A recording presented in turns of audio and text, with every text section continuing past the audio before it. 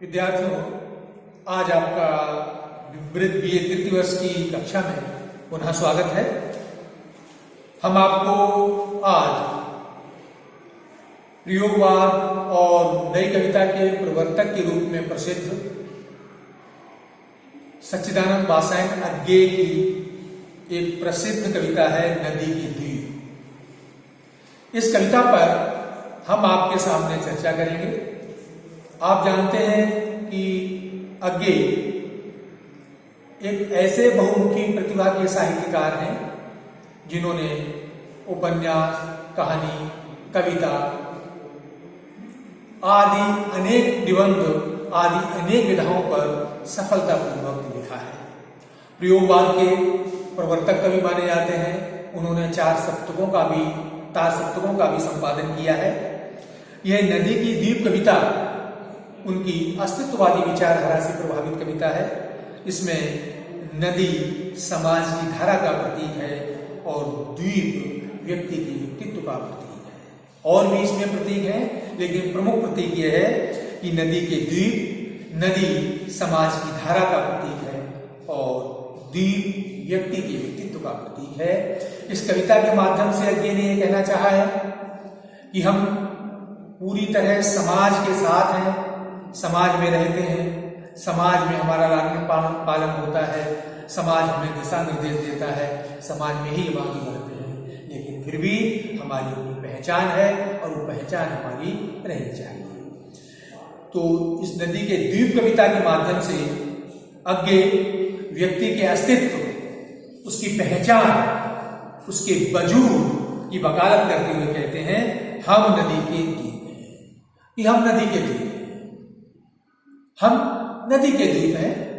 हम अच्छी तरह जानते हैं कि हम द्वीप हैं और द्वीप होना कोई बड़ी खराब बात नहीं, बहुत अच्छी बात है। हम उस नदी के द्वीप हैं। हम नहीं कहते कि हमको छोड़कर स्रोतस्विनी बह जाए। स्रोतस्विनी नदी हम ये नहीं चाहते हैं कि ये स्रोतस्विनी नदी जो है हमको छोड़कर बह जाए। अर्थात हम समाज रूपी धारा से जुड़े रहना चाहते हैं, हम समाज को छोड़ना नहीं चाहते। हम नदी के द्वीप हैं और हम यह नहीं चाहते कि स्रोतस्विनी हमको छोड़कर चली जाए। वो हमें आकार देती है। क्यों? हमारा जन्म इस नदी की धारा में हुआ है। हमारे कोण गलियां अंतरीप उभार सैकतकूल, हमारे कोण गलियां द्वीप के ऊपर भीतर द्वीप उभार और सैकतकूल जो ये बालू के किनारे सब गोलाइयां उसकी गढ़ी है। हमारा सारा आकार, हमारा सारा रूप इस नदी के द्वारा ही गढ़ा है। कहना चाहते हैं समाज ही व्यक्ति को व्यक्तित्व देता है, समाज ही व्यक्ति के आकार को गढ़ता है, समाज ही व्यक्ति को उठना, बैठना, चलना करना सब सिखाता है, समाज के व्यक्तित्व को आकार देता है।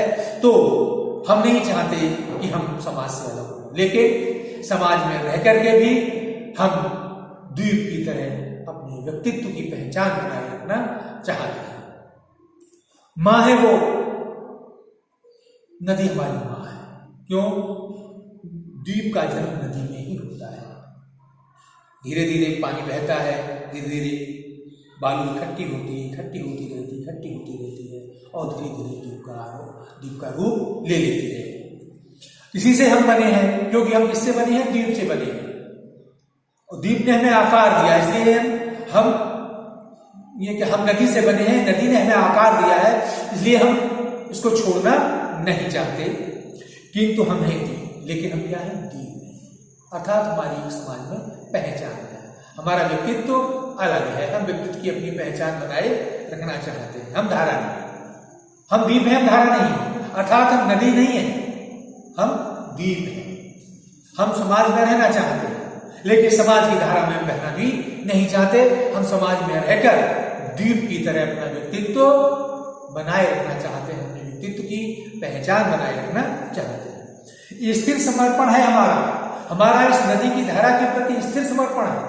हमारे समर्पण में कोई कमी नहीं है। हम पूरी तरीके से धारा के प्रति समर्पित हैं। हम सदा से द्वीप हैं स्रोतस्विनी के, और इस नदी के हम सदैव से द्वीप हैं। अर्थात हमारा जन्म इसी द्वीप नदी में होता है और अवसान भी हमारा नदी में होता है। तो हमारा नदी के साथ सदियों पुराना रिश्ता है। हम सदैव से जो है नदी से कहना चाहते हैं, व्यक्ति समाज से अलग नहीं है।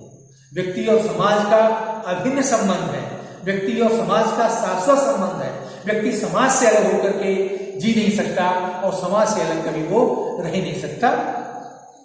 किंतु हम बहते हैं, लेकिन नदी बहती है, हम बहते नहीं। अर्थात हमारा अपना अलग व्यक्तित्व है। हम समाज की धारा के साथ बहना नहीं चाहते, हम समाज की हवा में बहना नहीं चाहते, हम समाज के साथ रहना चाहते हैं, समाज में अपनी पहचान बनाए रखना चाहते हैं, लेकिन समाज की धारा में बहना नहीं चाहते।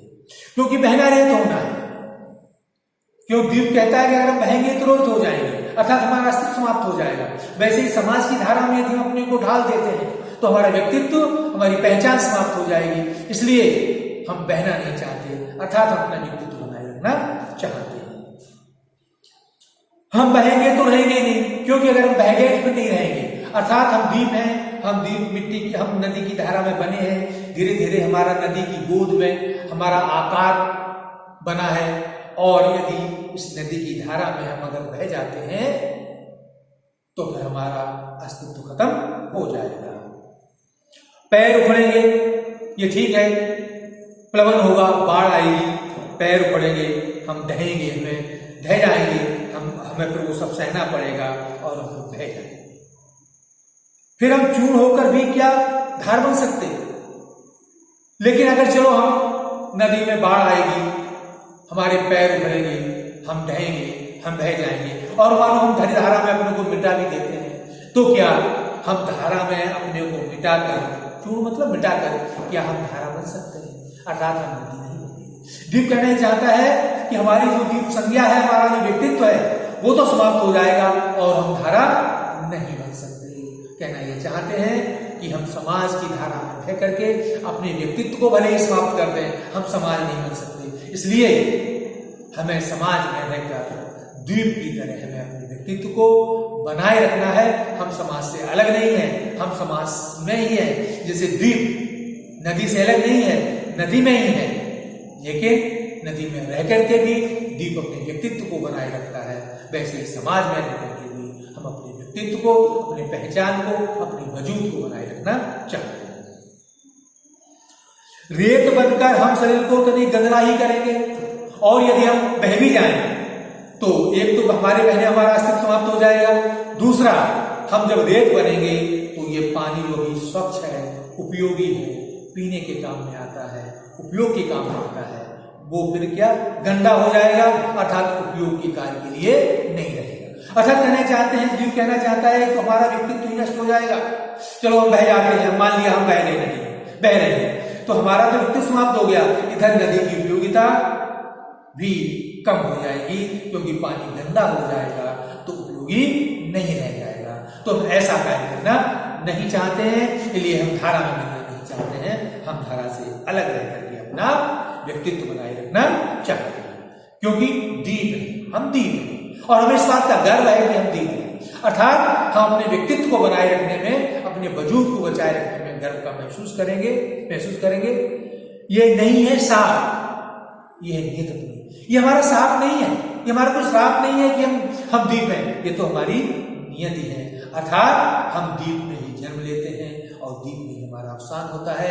व्यक्ति समाज में ही जन्म लेता है और समाज में ही अवसान को प्राप्त होता है, मृत्यु को प्राप्त होता है। तो समाज में रहना व्यक्ति के लिए अभिशाप नहीं है, ये उसकी नियति है, क्योंकि व्यक्ति समाज को छोड़ करके नहीं जा सकता, उसे समाज में ही रहना है। लेकिन समाज में रह करके उसे अपने व्यक्तित्व को बनाए रखना है।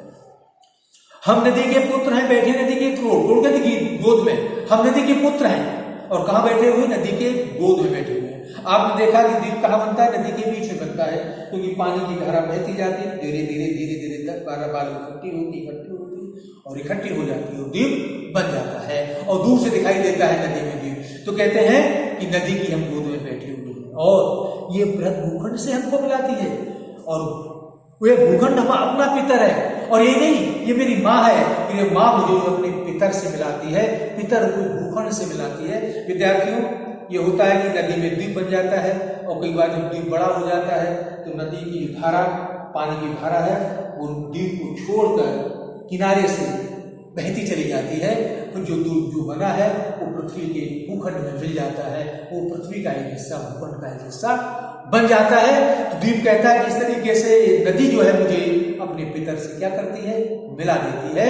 तो ये मेरी माता और पिता तो मेरी दोनों ही है, इसलिए हम इसको छोड़ना नहीं चाहते। जैसे कोई माता पिता को नहीं छोड़ना चाहता, वैसे ही हम द्वीप को, हम नदी की धारा को छोड़ना नहीं चाहते, अर्थात हम इसी में रहना चाहते हैं। नदी तुम बहती चलो, इसलिए कहता हूं कि ये नदी तुम बहती चलो, क्योंकि जब तक तुम बहोगी तब तक हमारा अस्तित्व है, तुम्हारे बहने में ही हमारा अस्तित्व है। समाज के आगे बढ़ने में ही व्यक्ति की अस्तित्व रहता है, व्यक्ति की पहचान बनी रहती है। भूखंड से जो दाय हमको मिला है मिलता रहे, क्योंकि तुम बहती रहोगी तो हमें पूर्वजों से जो हमें दाय मिला है, जो हमें विरासत मिली है, वो हमें हमेशा मिलती रहेगी। मानती संस्कार देती चलो, और ये नदी, ये धारा तुम अगर बहती चलोगी तो मुझे संस्कार देती चलोगी। देखो, जब नदी बहती है तो जो भी गंदगी होती है वो सब धारा के साथ बहती हुई चली जाती है। अगर नदी का बहना रुक जाए तो गंदगी बही की बही रुक जाएगी और सड़ जाएगी। तो द्वीप कहता है कि हे माँ, हे नदी, तुम बहती रहोगी, उसी में हमारा कल्याण है, क्योंकि हमको संस्कार मिलते रहेंगे।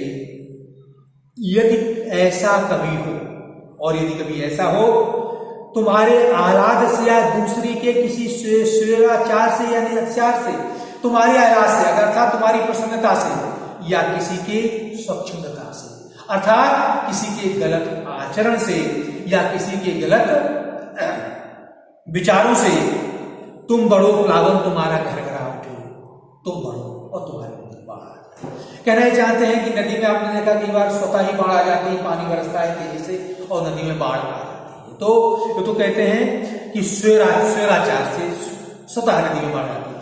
कई बार क्या होता है कि तुम्हारे दूसरों के स्वेराचार से कई बार नदी में बाढ़ जो है वो बांधों के टूट जाने से या अन्य किसी के द्वारा भी नदी में बाढ़ आ जाती है।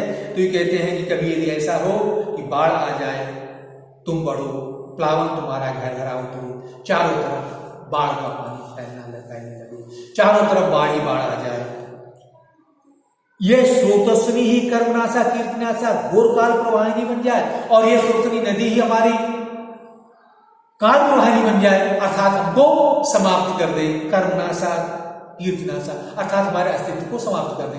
क्योंकि जब नदी में बाढ़ आएगी तो निश्चित रूप से द्वीप जो बना हुआ है वो नदी की तेज तीव्र धारा में द्वीप भी क्या होगा, रेत का जो बना हुआ है मिट्टी बह जाएगी। तो ये कहते हैं कि अगर ऐसा हो और हमारी कीर्तिनाश अर्थात हम समाप्त हो जाए तो हमें स्वीकार है, फिर भी हमें स्वीकार है। क्यों? इसलिए हमें स्वीकार है कि हम क्या होगा, अगर हम उसी नदी की धारा में मिटेंगे, रेत बन जाएंगे, तो फिर हम छनेंगे।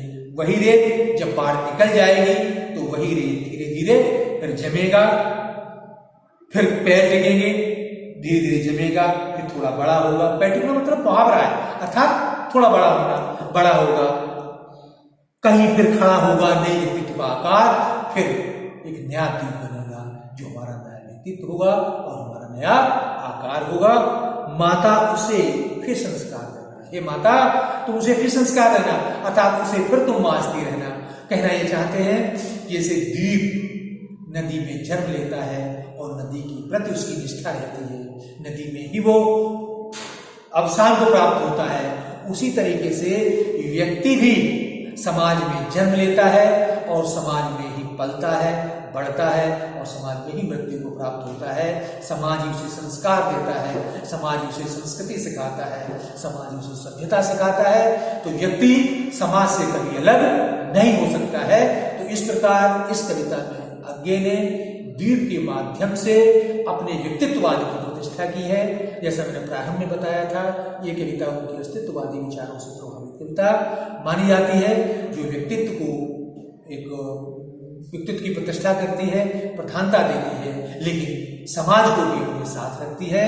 वो समाज में अपने को मिला देना नहीं चाहते, समाज के साथ रह करके अपने व्यक्तित्व को बनाए रखना चाहते हैं। द्वीप की बहुत बहुत